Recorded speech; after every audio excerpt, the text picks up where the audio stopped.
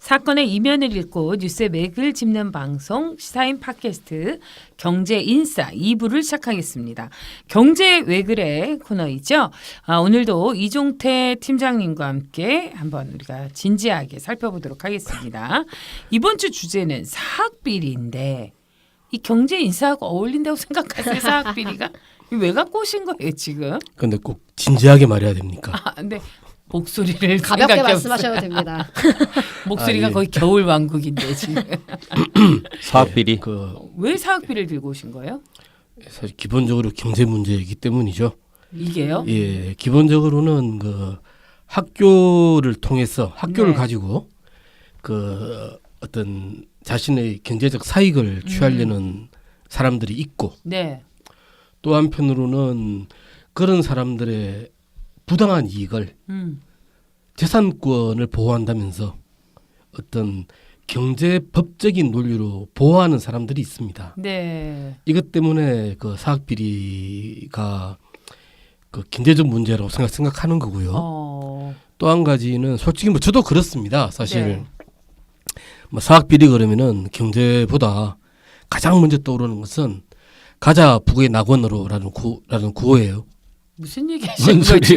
굉장히 이게 아예 처음 들어보는데요. 정말 겨울 이게 시절이 좋아져서 그렇지 예전에는 이렇게 컴컴한 데서 이런 얘기해서 우리 다 잡혀갔어. 이거 왠지 삐 처리해야 되는 말인 것 같은데 이거. 아니 북의 낙원이라니 이게 지금 무슨 얘기하시고 오늘 왜 이렇게 오리무중이에요 지금? 예, 가자 북의 낙원으로인데요. 네. 예, 저도 이제 1986년인가 85년인가 네네. 아직 확실히 기억이 납니다. 그리고 강원도 상지대에 근데 원주에 있는 상지대학교. 예, 상지대에 가자 북의 낙원으로라는 제목의 대자보가 붙었다는 거예요. 그러니까 이 상지대학교도 재단 비리에 맞서서 학생과 교직원들이 열심히 싸웠던 학교인데 예. 그게 왜 이런 어마무시한 대자보를 붙였을까요? 예, 그래서 당시에 이제 이 공안 당국이 그 80년 엄혹한 시절에 그때 살벌할 때 아닙니까? 그러니까요. 예, 단지 가자 북의 낙원으로가 아니라 네. 그냥 책 하나 잘못 가지고 있다가 맞아 우리 두한이 형님께서 정말 심하게 일하실 텐데 이 사람들이 미쳤나 얻어 터지고 그러니까요. 이제 징역 살 때인데 그렇지 백걸대 막 뛰어다니고 이럴 텐데 그야말로 반독재 투쟁 그렇죠. 요즘 할 때 아니었습니까? 네, 그렇죠.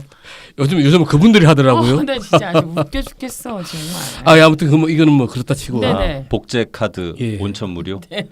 그래서 당시에 이 공안 당국이 네. 아마 상지대 학생들에 대해서 엄청난 수사에 들어갔던 걸로 알고 있습니다. 이걸 진짜 도대체 누가 학생들이 쓴 대자보인지 그러니까 색출하려고. 근데 이후에 그쪽 교직원이 양심 선언을 했어요.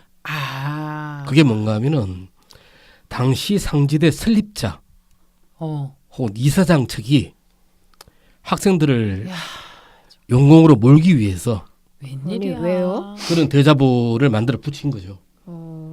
왜냐하면 그래야지 애들이 자기한테 반항하지 못할 거 아닙니까? 참나.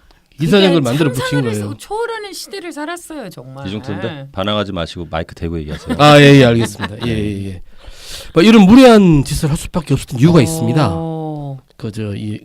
김문기 이사장 측이 네. 이게 뭔가 하면은 기본적으로 자기 아내 또 사위 매제 이런 양반들을 이사니 비서실장이니 전문대 학장이니 학교에 쫙 깔아놨고요. 이른바 족벌 사학 체제죠. 맞아요. 예. 또 이분이 상지대에서 한 여러 가지 업적들이 눈이 부신데요. 그런 말을 여기다 써붙이시니까 좀 이 아름다운 눈이 부시다니 이 아름다운 말을 부정 입학시키고 아. 돈 받고 아. 또 원래 등록금을 이사장이나 학교 법인책이 유용할 수 없습니다. 그렇죠. 근데 그 돈을 빼돌려서 부동산 투기하고 대단하네요. 이런 짓들을 벌였으니까 이런 일들을 폭로하는 학생들 얼마나 미웠겠어요. 그렇죠. 그렇다고 해서 가자 북에 나와 이렇게 써붙이면 안 되는 거죠. 그럼요.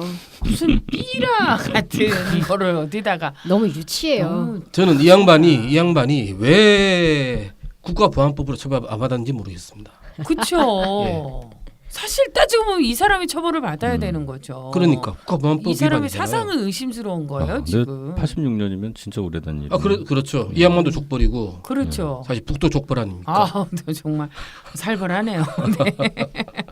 근데 아까 되게 표현을 이제 부드럽게 쓰셨지만 뭐 눈이 부시다라는 얘기인데 이 사학비리라는 게 사실 정말 그때 그 횡포를 생각해 보면 상상을 초월하는 일이었고 그 뻔뻔함이 이루 말을 할 수가 없었던 일이죠.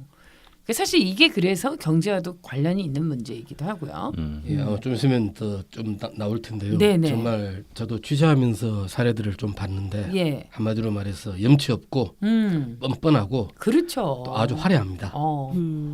욕밖에 안 나와요. 근데 뭐 정말. 이런 사례들을 일일이 다 이야기하는 거는 제 입도 더러워지고 또 뭐 사회자님이나 네. 듣는 분들의 귀도 더러워지니까 그래요. 일단 삼가하고요. 정신 건강을 위해서 네.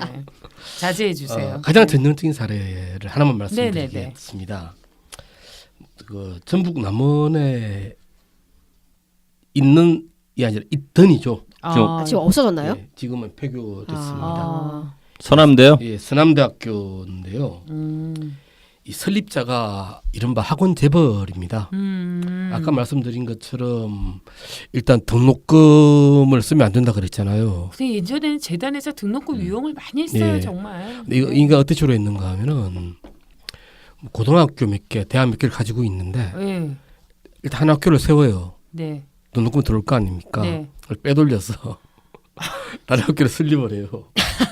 또 등록금 들어올 거 아닙니까? 네. 또 설립을 해요. 부루마블인가요? 아. 그런 식으로 해서 사학에서 갭 투자하셨네. 오늘 그런 적절한 식으로 개적절이야 진짜 다들. 무려 고등학교 3개하고 어머. 대학교 6곳을 와. 설립을 했습니다. 대학 설립이 그렇게 쉬워요, 네. 정말. 근데 이 양반이 그렇게 하다가 2016년에 무려 그 교비 등 네. 1천억 원을 횡령한 혐의로 이야. 구속 기소돼서 지금 징역 9년, 벌금 90억 원을 선고받고 복역 중입니다. 아 그렇구나. 네. 근데 문제가 이 양반 이게 처음이 아니에요. 진짜요? 예, 예. 맞아. 98년에도 네. 교비 409억 원을 횡령해서 병원 인수하고 어머. 또 자녀 유학 비용으로 사용했습니다. 네. 뭐 이렇게 횡령을 밥 먹듯이 하세요 예, 예. 이분은. 그래서 그때도 일단 유죄 선고를 받았고요. 네. 물론 징역 1년 6개월에 집행유예 2년이라는 말도 안 되는 아, 와. 408억 원을 횡령했는데 이게 말이 돼요, 집행유예가? 빵이나 안 가셨네요. 예. 근데 이게 문제가 그래서 정치권하고 네. 이 교육부와의 길타기 사실 굉장히 의심되는 아 네네. 아니 이런 사람이 또 있지 않습니까? 학교를? 그러니까 말이에요. 이게 말이 되냐고요, 지금. 네. 근데 일벌 100개한테 한 번 걸렸을 때. 게다가 이런 와중에 이 양반이 그 근처에 있는 학교들은 네. 심지어 공과금을 못 냈어요. 못 아 살아. 진짜요? 말도 안 돼. 교내 시설은 말할 것도 없고. 전기요금 이런 걸 못 냈다는 거죠. 예, 이걸 말하자면 교육부가 그냥 그대로 보고 있었던 겁니다. 아니 이거 이 서남대학교 학생들만 피해 보는 거 아닌가요? 그렇죠. 도대체? 그래서 그러니까요. 결국에 서남대학교 문을 닫은 거잖아요, 지금. 결국 가장 큰 피해를 본 거죠. 그렇죠. 네.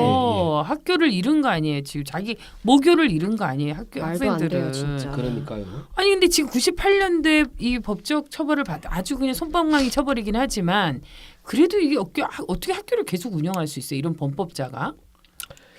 사실 그 핵심에 네. 그 재산권 문제가 있습니다. 아. 그 우리가 이게 가장 물론 재산권 좀 더 다시 설명드리겠지만요. 네네.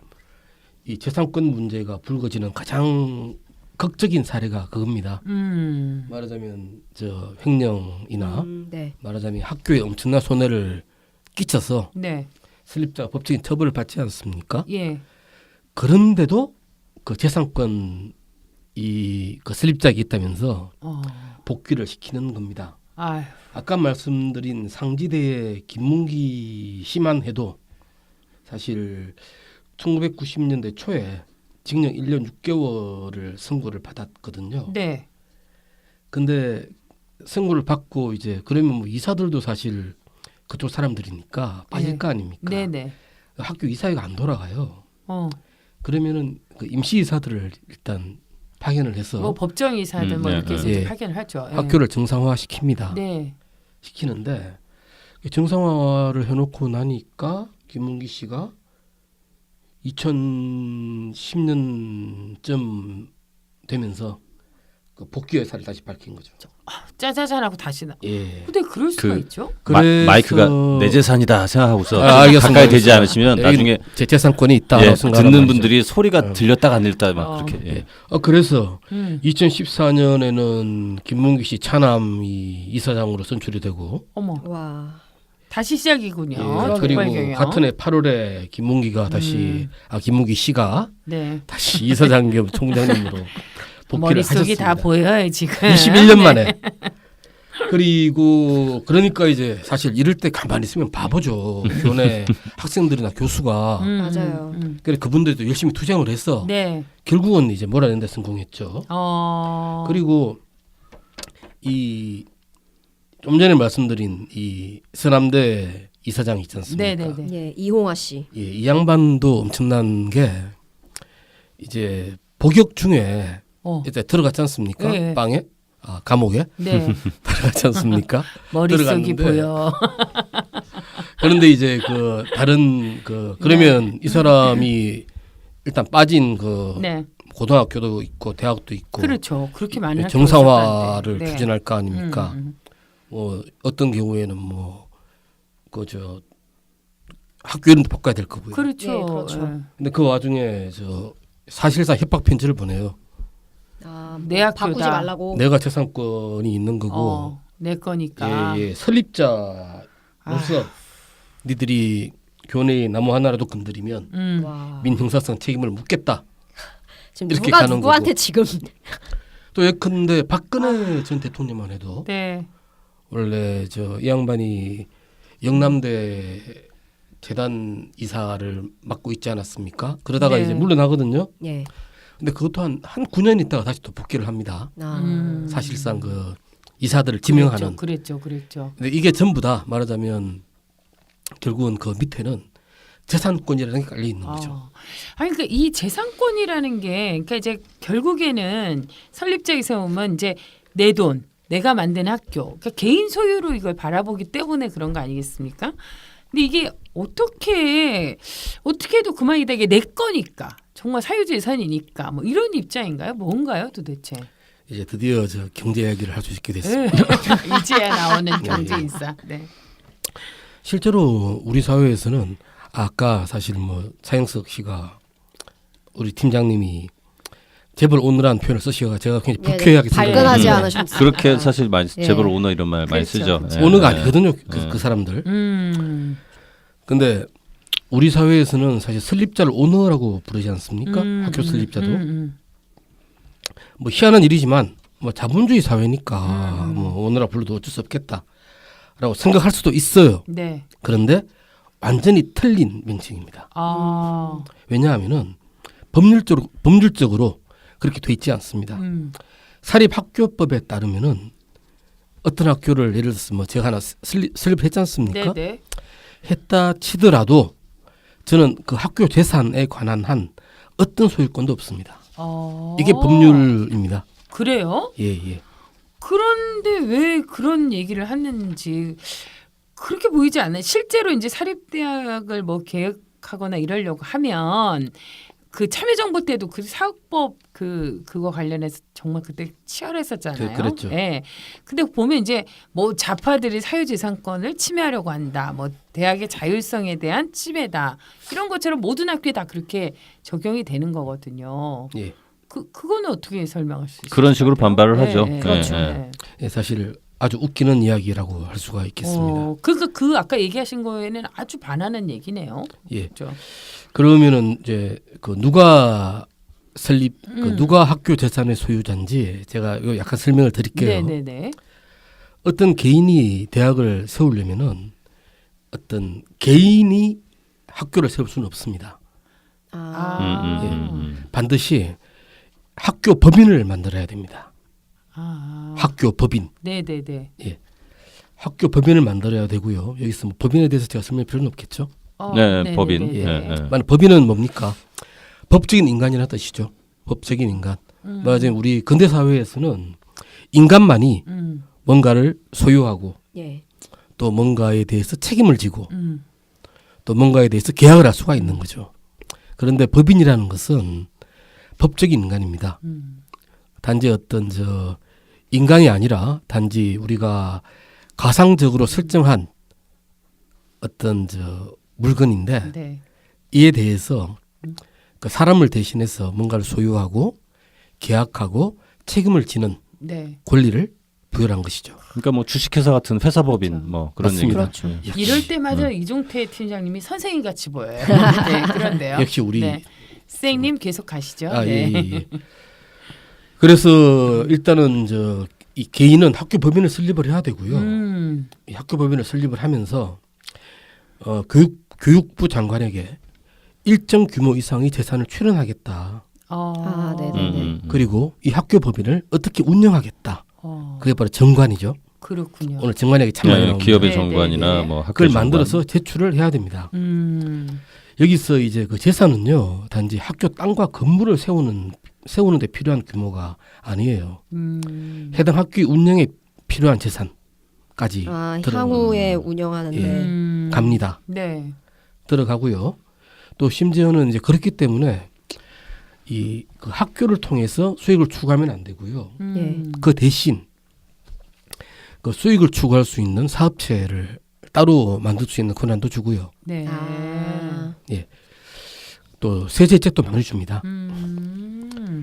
그리고 이 정관에 꼭 들어가야 되는 게 종교든 뭐 이른바 애국적 인재 양성이든 이런 근황 목표나 공적인 교육 이념이 반드시 들어가야 됩니다. 그렇겠죠. 네. 예를 들어서 저는 사실 돈 좀 벌려고 그러거든요. 네.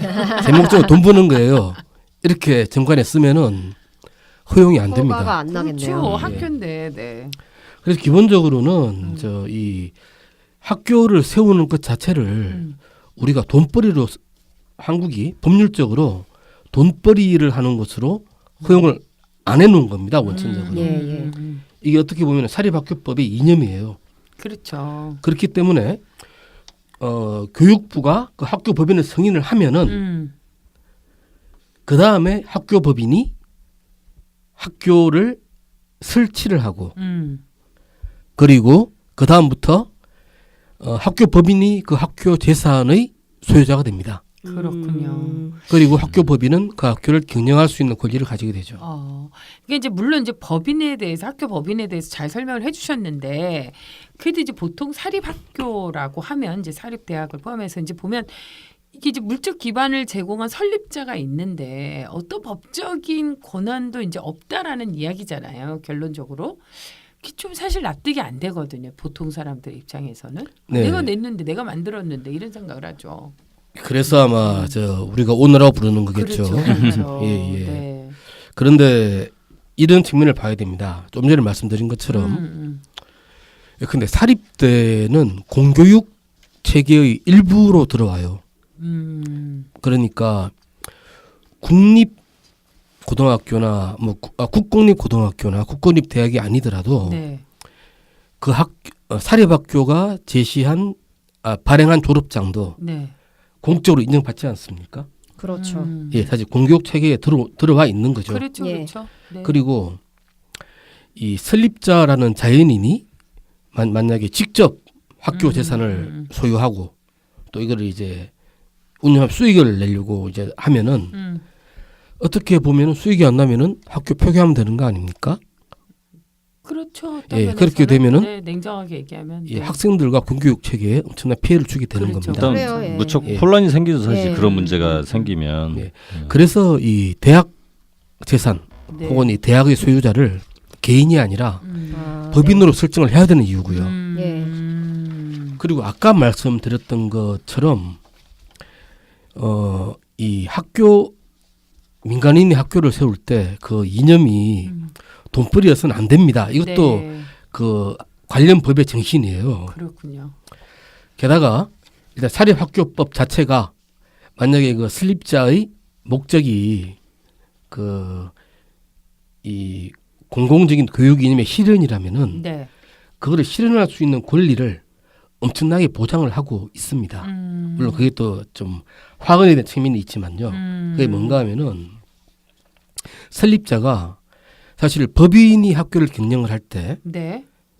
이제 명목은 법인이지만 실제로 경영하는 것은 그 법인에 만들어진 이사회 아니겠습니까? 그렇죠.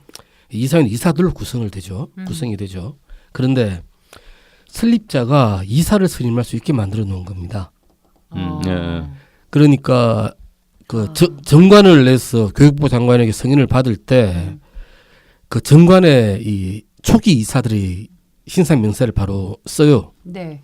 그리고 이걸 이제 승인을 하면은 이제 법인에 설립되는 거고요. 음. 또 한 가지는 이 이사들이 퇴임할 때 자기 후임 이사를 또 선임할 수가 있습니다.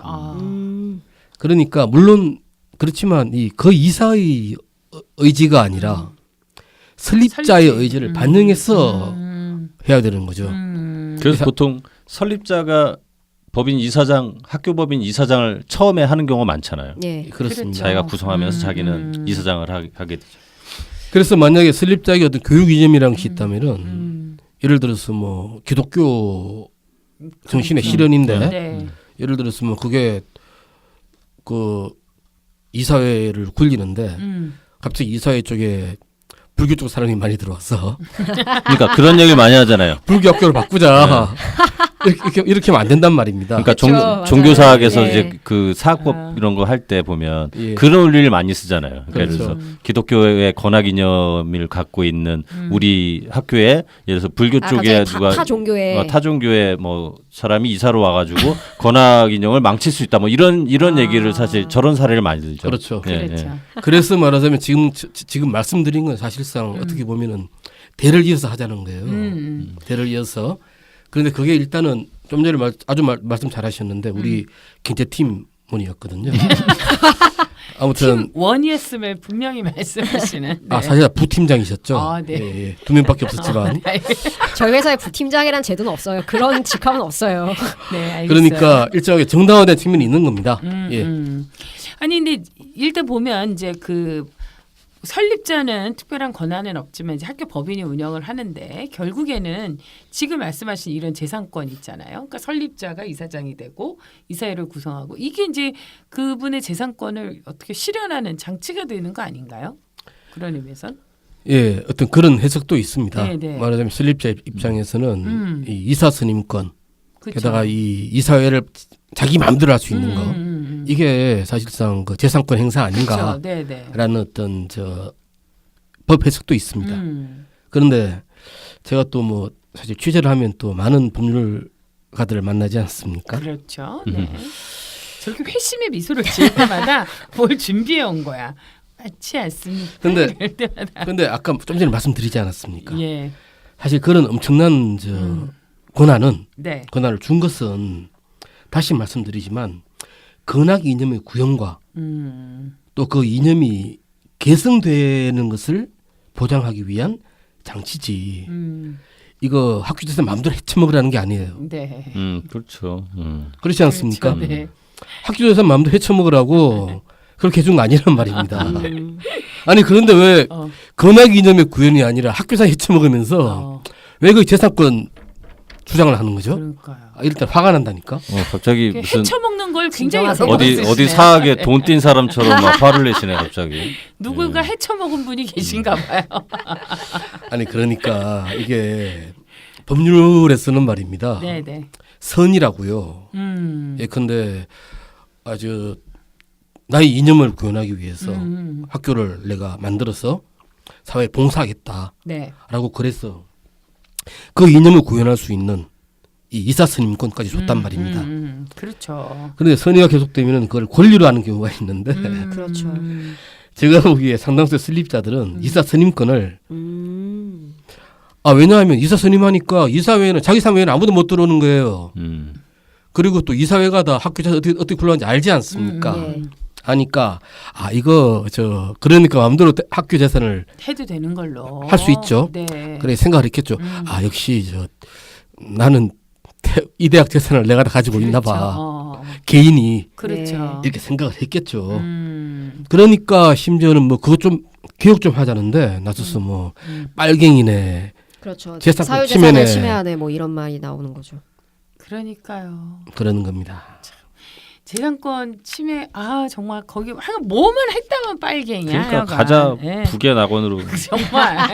아, 그래서 가자 북의 낙원으로 나오고. 그러니까 말이에요. 오라 좋아요 구독 알람 3종 아우 세트. 정말. 얘좀 어떻게 빼자. 우리. 진짜. 자, 그러면 이제 학교 재산의 소유자인 이제 법인이 학교 재산으로 이제 들어온 돈, 뭐 예컨대 이제 등록금 이런 걸로 이제 사용하는 것은 어떻게 되나요? 이게 오늘의 이게 하이라이트네요 이제 제일 정말. 중요한 예. 거죠. 하이라이트. 네. 절대로 안 됩니다. 그러니까 이 대학교란 조직은 말입니다. 네. 우리가 흔히 말하는 이건 어느 나라 마찬가지인데 비영리 조직이에요. 네, 네. 비영리 조직이고 이건 무슨 말인가 하면은 이 대학교 이제 법인 아닙니다. 예. 법인 말고 법인이 가지고 있는 대학교, 법인의 소유인 그 대학교 말입니다. 그 일단 대학교로 들어온 돈, 네. 등록금 같은 거, 예.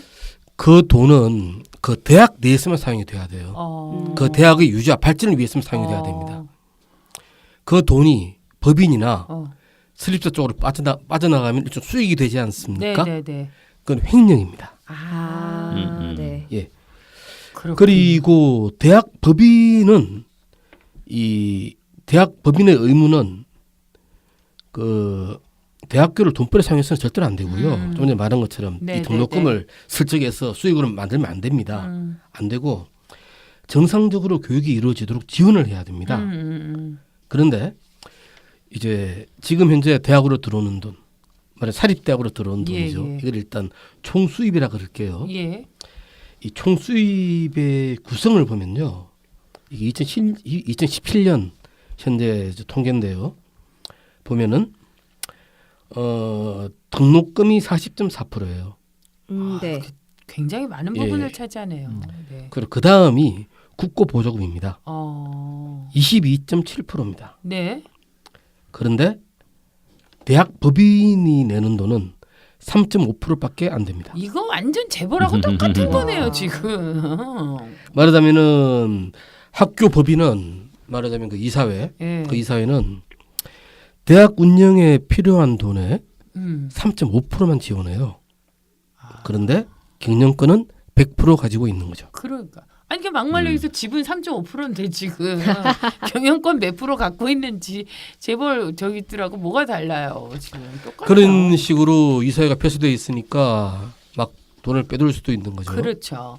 그래서 이제 여러 대학에서 어쨌건 이제 학원 뭐 민주화라든지 뭐 이런 식으로 이제 계속 싸움도 있었고 여러 가지 개혁 관련한 시도들이 있지 않았습니까? 어떤 예를 좀 찾아볼 수 있을까요?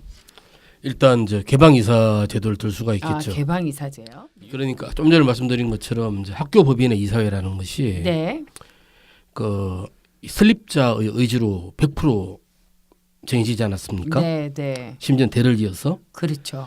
근데 이 제도의 취지는 있지만 이걸 그대로 놔두니까 너무 심하더라는 거죠. 빼돌리고 뭐 그런 현상들이. 그럴 수 있겠죠. 그래서 이제 2000년대 참여정부 때일 겁니다. 이에 대한 개혁 조치를 이제 하려고 그럽니다. 그때도 뭐 우리 자유한국당의 전신인 당시에 새누리당 아니지 한나라당. 한나라당이었나요? 네. 한나라당이 또 난리를 쳤었죠. 네, 네. 빨갱이라면서. 그렇죠. 예. 아유, 근데 그때 이 개방이사제라는 게 뭔가 하면은 네. 설립자의 의지로만 이 조직이 돼 있으니까 부정이 많이 일어난다. 그래서 학교의 교수, 학생, 또 교직원들의 어떤 의사를 반영한 이사를 네. 그런 이사를 추천해서 개방이사 그 이사회에 참여를 시키자. 일종의 견제죠. 그렇죠. 게다가 그 수가 이사회 정수의 4분의 1도 안 됩니다. 말하자면 어떤 학교의 정책을 결정할 수는 없는데 그 이사회가 어떤 짓을 하려고 그러는지를 알 수 있는 자리죠. 예. 아니 그러니까 이쁘겠어요, 안 이쁘겠어요? 밉죠. 밉죠. 미워서. 네. 사실 그 이후에 이제 이명박 박근혜 정부를 거치면서 네. 계속적으로 약화가 됐고요. 아, 그래 그 너무 숫자도 적네요. 그런 네. 분들이 가서 있기에는. 네. 뭐 사실 뭐 견제를 하기 위한 수단으로서는 저는 뭐 어느 정도 말이 된다고 생각합니다. 아, 그래요. 네. 그런데 이제 계속 약화가 되면서 그 최근에는 뭐 교수, 학생, 직원들의 이 추천을 해도 그냥 무시하고 아, 그냥 개방이라는 사람을 사실은 설립자 사람인데 네. 개방이사 이름으로 바꾸나 또 예, 심지어는 저 설립자 측근들이 개방이사로 들어가는 그런 일이 벌어지고 있는 것으로 알고 있고요. 그리고 또 이렇게 저 사립대에서 어떤 부정한 어떤 그 돈의 처리가 네. 의심이 된다면은 그걸 감시를 해야 될 거 아닙니까? 어떻게 돈이 들어가고 어디 돈이 나가는지 네. 이런 걸 이제 회계 감사라 그러죠. 더욱이 사립 아까 제가 말씀드렸지만은 지금 국고 보조금이 무려 20% 넘게 들어가요. 그렇죠. 그렇죠. 이건 국민 세금이 들어가는 겁니다. 22.7%. 예. 그러면 당연히 이거 감사를 해야 되는 거 아니겠습니까? 감사해야죠. 네. 근데 그동안에 회계 감사 실제로 보면 기가 막히더라고요. 아, 왜냐하면은 이 회계 감사라는 게 여러 가지 종류가 있습니다. 일단은 이제 교육부가 하는 종합 감사가 있거든요. 이거는 이제 어떤 그 학교의 어떤 모든 측면들 돈 관련한 이 모든 측면들을 이제 감사하는 건데 네. 이거는 또 매년 실시되는 게 아닙니다. 어쩌다 한번 또 뭐 그렇게 되는 거고 그리고 그 학교별로 자체 감사라는 게 있어요. 네. 근데 거기서는 학교가 회계사를 선택할 수가 있습니다.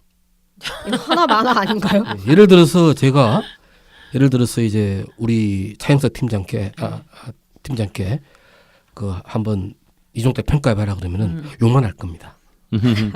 그런데 얼마나 애정이 있는데요. 근데 이건 일반 회사도 이렇게 하지 않나요? 그 감사나 이런 거를 자기네들이 어쨌든 회계법인 이렇게 선정해가지고 하잖아요. 그렇죠, 그죠? 근데 지금 대학도 좀 그런다는 거 아니에요? 그렇죠. 그러니까 지금 이 얘기는 대학들이 스스로 회계사를 골라서 감사를 하는데 그거보다는 문제는 교육부나 이런 데서 대학을 상대로 한 감사 자체가 좀 부실하다는 게 문제 아닌가요? 예, 그것도 맞습니다. 예를 들어서 사실 이 회계 감사를 골라서 한다는 것 자체가 네. 원래 그렇게 해도 그 자체를 감독하는 기관이 있습니다. 그러니까 입맛에 맞는 회계사나 이런 데를 고를 수 있으면 사실 감사 자체가 투명하게 제대로 되지 않을 가능성도 있다는 얘기겠죠. 은행만 해도 시중은행 100% 민간 자본이라도 엄청나게 강한 국가 측 감사를 받거든요. 예. 그게 왜냐하면 공공기관이라서 그렇습니다. 맞아요. 그래서 아무튼 지금까지는 뭐 어쩌다 실시되거나 교육부 종합감사는 어쩌다가 아니 운 나쁘면 그걸 받게 돼요. 보면은 이 박용진 의원실 자료를 보면은 네. 1979년부터 2014년 사이에 35년 동안이죠. 네. 교육부 종합감사를 한 번도 받지 않은 사립대가 무려 135곳입니다. 이게 안 받는다고 해서 뭐 어떤 뭐 처벌이나 이런 게 있는 건 아닌가 봐요. 예. 그렇군요. 교육부 종합감사를 안 받은 데가 네. 게다가 심지어는 뭐 규모가 큰 사립대, 뭐 고려대학교, 연세대학교, 홍익대학교 같은 대학들도 한 번도 안 받았더라고요. 그러니까 오히려 이제 재수 없다, 시체말로 뭐 문제가 있다 이런 경우만 감사를 한다는 얘기겠네요. 예. 그리고 이제 대학들이 스스로 이제 골라서 받는 방법이 있지 않습니까? 그것도 이제 관련 통계가 좀 나와 있는데요. 네. 2017년 1월부터 2018년 7월까지 1년 6개월 동안 교육부가 이 30개 학교에 대해서 감사했는데 지적 사항이 350건이었습니다. 예. 그런데 같은 기간 동안 같은 30개 사립대학이 스스로 회계사를 골라서 한 감사 있지 않습니까? 네. 여기에서는 그 4개 대학 7건만 나왔어요. 그러니까 이런 문제가 생길 수 그러니까 있다는 거예요. 슬렁슬렁 감사하는 모양인데요. 네. 그 당연하죠. 자기들 돈 주는데. 그러니까요. 그러니까 같은 학교를 대상으로 했는데 자체적으로 한 감사에서는 7건 지적 사항이 나왔고 교육부가 그 같은 대학을 감사했을 때는 350건 그러니까요. 지적 사항이 나왔다는 거잖아요. 그죠? 어마어마한 거죠. 그래서 이제 박영진 의원이 그때 개정안을 제출했다는 소식도 들렸잖아요. 예, 그건 어떻게 그렇습니다. 되나요? 일단은 그 회계감사건에 대해서 개정안을 제출을 했는데요. 네, 네. 이렇게 돼 있습니다. 사실 아주 단순한 내용입니다. 음. 너무 자연스러운 내용이고 네. 이 사학법인이 3년 동안 음. 이제 스스로 회계 사무실을 선택해서 감사를 받았다면 다음 2년 동안은 교육부 장관이 지정한 외부 감사인에게 회계 감사를 받아라 오. 라는 내용인데 이건 너무 너무 예 당연한 내용. 당연한 진짜 내용 심플하네요. 아닙니까? 심플해. 아주 심플하죠. 네. 예. 3년 니네가 2년 교육부 장관이 지정한 외부 근데 감사인. 또 이걸 가지고 또 반발을 할 거 아니에요. 예, 이것도 재산권 침해로 볼 수가 있어요. 왜냐하면 왜 내 재산을 니들이 들여다보냐 라는 거죠. 그런데 이게 참 제가 볼 때는 참 의심스러운 게요. 자, 일단 법률적으로 볼 때 설립자는 대학 재산에 관한 어떤 권한도 없습니다. 그러게 아까 그렇게 말씀하셨잖아요. 그런데 네. 왜 설립자가 자기 재산을 침해한다고 이야기하는 거죠? 네. 그리고 대학 법인 입장에서 한번 볼까요? 자, 대학 법인이 그 법인에 들은 이사는 아니에요. 그리고 대학 법인의 재산은 그 대학입니다. 그런데 그 대학의 돈이 빠져나가고 있다면은 대학 법인 입장에서는 자기 재산이 사라지고 있는 거잖아요. 그렇죠. 그러면 당연히 그 피해를 차단할 수 있도록 노력을 해야 됩니다. 그러니까 제가 볼 때는 이 설립자 측하고 대학 법인 측의 반발은 진짜 이상한 일이라고 생각합니다. 그렇군요. 예, 자유민주주의 마지막 네네. 예, 사실 자유민주주의 공화국에서 사유재산권은 시민의 신성한 권리입니다. 어떻게 보면은 가장 기본적인 인권 중에 하나예요. 재산권이. 예. 사실 재산권이 보장되지 않는다면은 국민 경제가 발전할 수가 없고요. 아마 개인의 행복도 보장되지 않을 겁니다. 내 거를 누가 어느 날 아무나 뺏어간다면은 국가가 뺏어간다면은 안 되죠. 그렇죠. 예. 죄송합니다. 그렇지만 다시 한번 강조를 해야 될 것 같은데요. 법률적으로 사립대학의 재산은 네. 엄연히 학교 법인의 소유지 음. 그 설립자가 임명한 이사의 것이 아니에요. 설립자는 단지 자신의 교육 이념이 네. 제대로 실현되고 있는지 그걸 봐야 되는 거죠.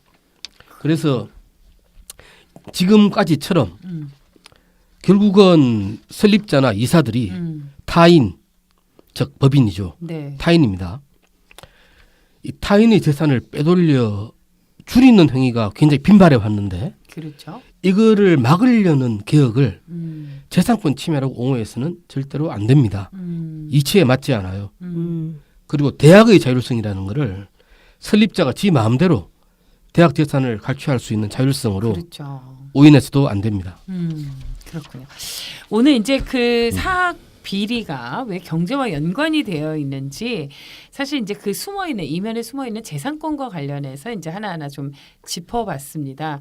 그 요거, 오늘 이분은 경제 왜 그랬는데 경제 이래서 알아야 해로 코너명을 좀 바꿔야 되지 않나 이런 생각을 드네요. 그러니까 박용진 의원 저번에 왜 네. 사립유치원 그때 할 때 그때도 사립유치원 지원되는 국고가 연간 한 2조 원 정도 되는데 그래서 그거에 회계 관리나 이런 부분에 있어서 투명해야 된다. 그래서 에듀파인을 도입해야 된다 이거고 지금 이 대학 같은 경우는 한 해 대학에 한 7조 2천억 정도가 국고 훨씬 많습니다. 보조금 네. 뭐 어쨌든 들어가는데 그거에 대한 회계나 이런 부분이 투명하지 못하니 그래서 그거를 3년 동안은 대학에서 자체 지정한 외부 감사인이 감사를 하고 그리고 2년은 교육부 장관이 지정한 외부 감사인이 감사토록 하자는 게 법안 취지라는 핵심이죠. 거죠.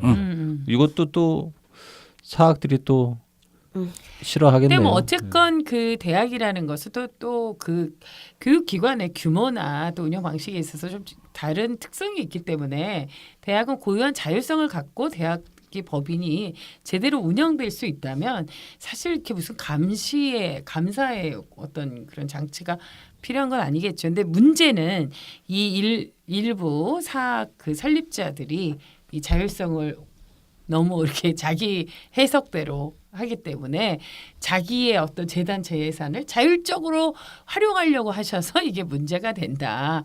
이렇게 좀 결론을 낼 수 있을 것 같습니다. 어쨌건 오늘 보니까 이 대학에 이렇게 숨어 있는 이야기들이 참 많이 있었던 것 같아요. 저는 그리고 그 대학 감사조차도 일부 큰 규모의 사립대학은 전혀 지금 70년대부터 교육부의 종합감사요. 지금까지 한 번도 받지 않았다라는 것 자체는 이건 정말 어떻게 이럴 수가 납득할 수 있는지 이해가 안 없는 되는 것 같아요. 일이에요. 제가 좀 놀랐습니다. 그렇죠. 네. 저는 그런 부분이 굉장히 놀라운 것 같아요. 그러니까 사실 그게 이것도 어떻게 보면 커넥션이 아닌가 이런 생각도 들고요.